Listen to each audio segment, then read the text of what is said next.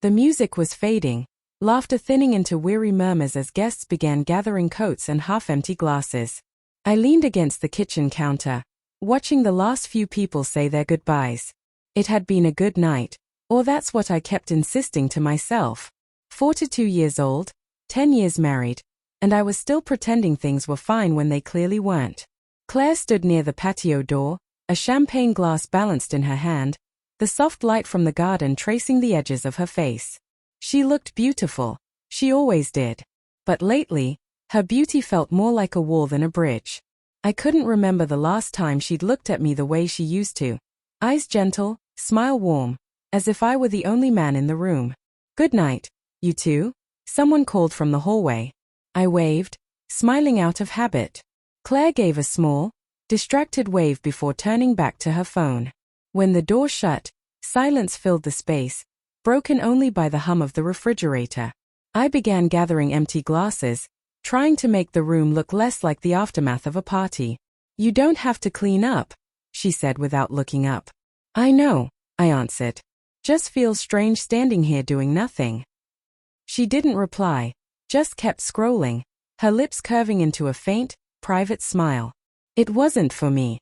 I hadn't seen her smile like that in months, and the realization hurt more than I expected. Somewhere along the way, our marriage had turned into a quiet ceasefire instead of a partnership. We still exchanged the same morning greetings, posed for family photos, kept up the illusion. But the spaces between our words told the truth. Her laughter never lasted. She tensed when I brushed past her. I opened my mouth to say something, anything, but then I heard her voice, low and tender. She was by the sink, her phone pressed to her ear, her back turned.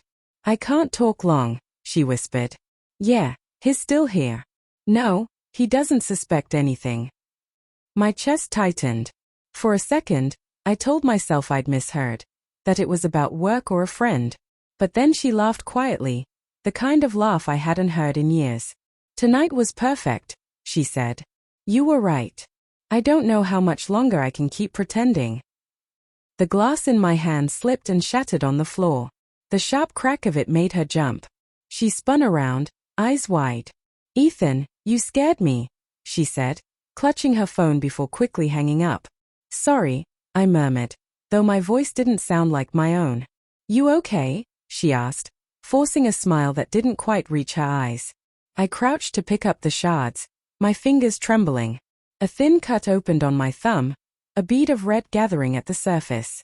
"Leave it," she said, stepping closer to the sink. "I'll clean it up." Her tone was soft, too soft, and somehow emptier than silence.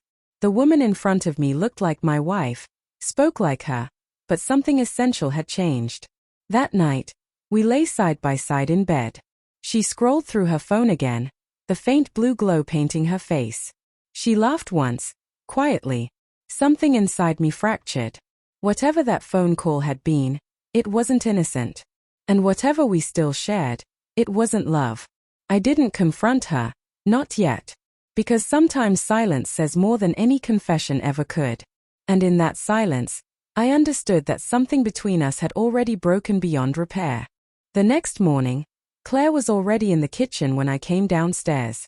She was humming, actually humming, as she poured coffee, as if nothing had happened, as if the silence between us wasn't heavy with everything we hadn't said. "Morning," she said, still not looking up. "Morning," I answered, watching her closely. Her hair was loose, the way she used to wear it when we first started seeing each other. It should have made me soften, but all I could think about was that phone call. I sat down at the table, wrapping my hands around a mug that had gone cold long ago. She spoke about her week, plans with friends, a dinner, some work thing on Friday. I nodded when I needed to, pretending to care. When she finally picked up her keys to leave, my heart started to hammer. "Claire," I said, stopping her. She turned, eyebrows slightly raised. "Yeah." "You were on the phone last night," I said slowly. "After everyone left. Who were you talking to?" Her eyes flickered for just an instant, barely noticeable, but enough. Then she smiled. "Work stuff. You know how crazy it's been lately." I nodded. "Right. Work stuff."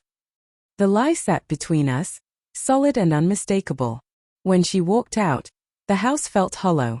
Her perfume lingered, faint but sharp, like a reminder. I went to the sink, looking at the spot where the glass had shattered days before. A single shard had slipped under the counter, catching the light. I picked it up and traced the edge with my thumb until it bit into my skin. Pain. Real. Grounding. Proof that I was still here. I didn't ask again. All week, I just watched. The late-night messages, the sudden smiles at her phone, the showers before bed, the perfume she'd stopped wearing months ago. Something inside me shifted. It wasn't anger anymore. Not even sorrow. It was clarity. Friday came. She walked in dressed beautifully, too beautifully for any work dinner. She didn't meet my eyes as she grabbed her clutch. "Don't wait up," she said lightly. "I won't," I replied. And this time, it was true. After she left, I sat at the table and opened our shared bank account. The numbers told their own truth. Hotel stays, dinners, places I'd never heard her mention. My fingers hovered over the keyboard before I started moving money into my personal account. Not revenge, just preparation. Hours passed. The house stayed still except for the clock ticking in the quiet. I wasn't angry. I was finished. At 11:47 p.m., I heard the door unlock. Claire stepped in barefoot, her heels dangling from one hand, her hair slightly messy. She froze when she saw me still sitting there. "You're up," she said carefully. "Couldn't sleep," I answered. She gave a small, nervous laugh. "You look like you're about to interrogate me." "Maybe I should," I said evenly. "Or maybe I already know enough." Her smile faltered.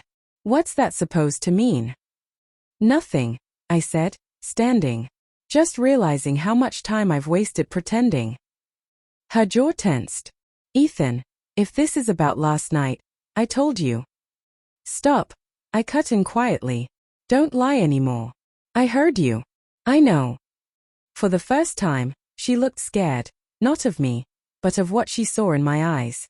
She knew I wasn't the man who'd beg her to stay anymore. "I'm done fighting for someone who already walked away," I said.